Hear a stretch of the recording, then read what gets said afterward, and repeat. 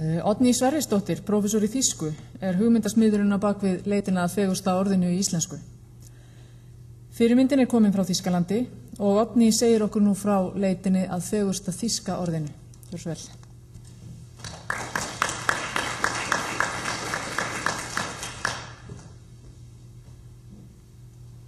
Góði gestir, mér langar að greina aðeins frá hvernig Þjóðverjar fóru að leita að fegursta orðinu þar.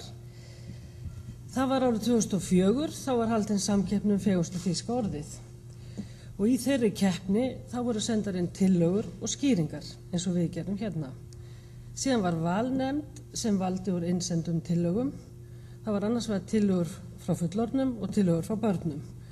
Og í valnefndinni þá voru 13 einstaklingar.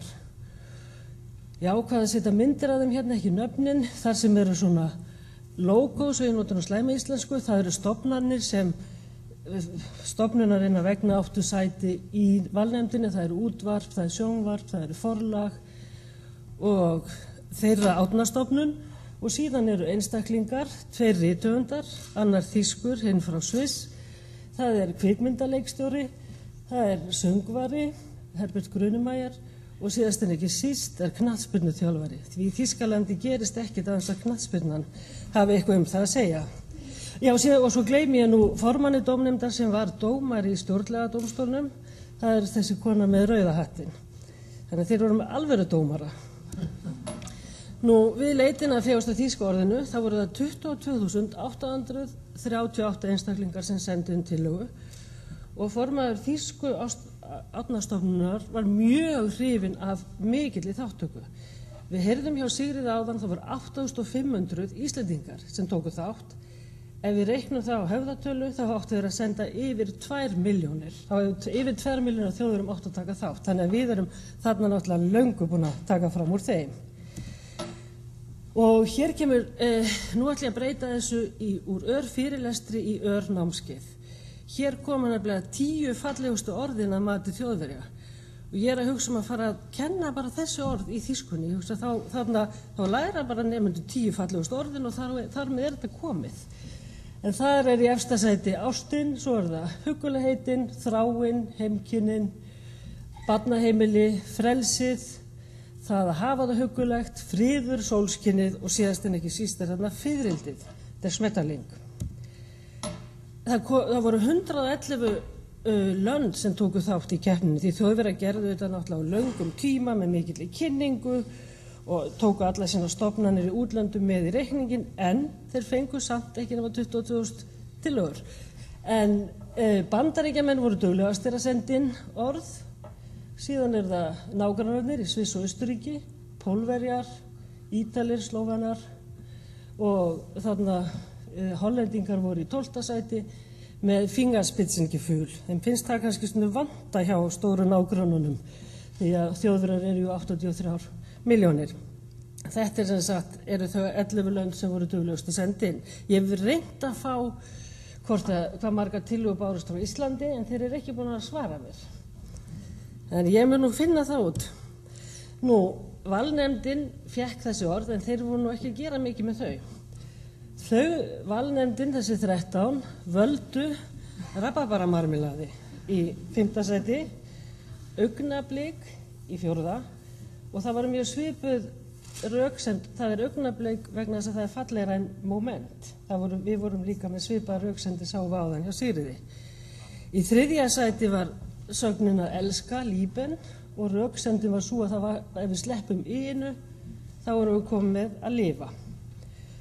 Í öðru sæti var öryggið, geborgenheit, skipti Þjóðverja töluverðu máli.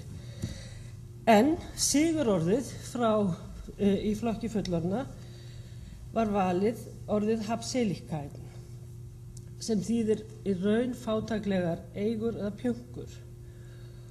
Og þetta í raun og veru, þetta táknar auðæfi, ekki háa upphæðir á bankareikningi eða miklar lendur, heldur getur bara 6 ára snáði, hann tæmi buxnavasan þar með spotta og einhver 5-eyring og kuðung og það fjárssjóður í hans augum, það eru hans Habseligkeiten. þetta var mjög löng skýring sem fylgdi þessu orði og síðast ekki síst var þessi spenna sem var á milli þess að eiga eitthvað og vera hamingjusamur. Það oft þversögn þar á milli. Þannig að þetta var nú það sem hlaut náð fyrir valnefndinni þýsku. Nú hjá börnunum þá var það orðið libelle sem þýðir drekafluga og við fengum líka inn tilnefninguna drekafluga munið. Og vinningshafinn þarna, hann elskar stafinn L og hann kemur þarna fyrir þrisvar og það svo auðvelt að segja orðið, það svo rennur á tungunni og þessi 9 ára gutti, hann segir að það ekki hægt að vera hræddur við dýr sem heitir svona fallegu orði eða nafni. Ef að þetta myndi heita Wurzelkrumpf, þá myndi hann vera hræddur við það. Þannig að það og ég get alveg tekið undir það, ég myndi ekki vilja mæta einhverjum sem heitir þessu skelfilega, þetta svona einhver tröllalegt. Nú, Þjóðverjarnir gáfu í framhaldinu út bók með þessum þarna frumlega titli, fegursta þýska orðið og ég hef nú heyrt það í okkar hópi að það áhuga á því að gefa út bók í framhaldinu og nú ætla ég að bregða upp nokkrum myndum bara úr bókinni, þarna er vinningsorðið, hún heitir Doris Kalk sem sendi það inn. Svo kemur drekaflugan og hann Silvan Wiese með það. Þetta okkar biðukolla sem pustublúmi, sem að blæsa á það, blómi sem að blæsa á og þá þeytist allt út allt. Og síðan það hérna gefrýrbrand sem þetta svo mikil mótsögn því það að eitthvað frýs, þetta svona frosteldur, það eru blettirnir sem koma á kjötuð okkar ef það ekki nóg vel pakkað inn í frystikistunni, það heitir gefrýrbrand og það náttúrulega dálítil mótsögn að vera með kajakinn út í eyðimörkinni að leita vatni en þetta sem sagt myndskreitt þannig.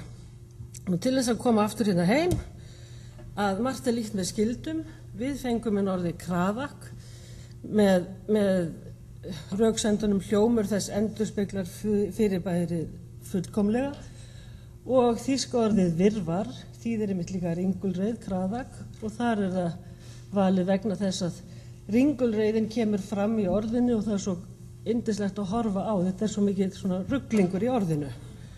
Og síðan það bara spurningin, sitja málvísindamenn sem eru hrifnir hvora öðrum og segja hapseligkeiten hvor við annan, ég held ekki, en takk fyrir.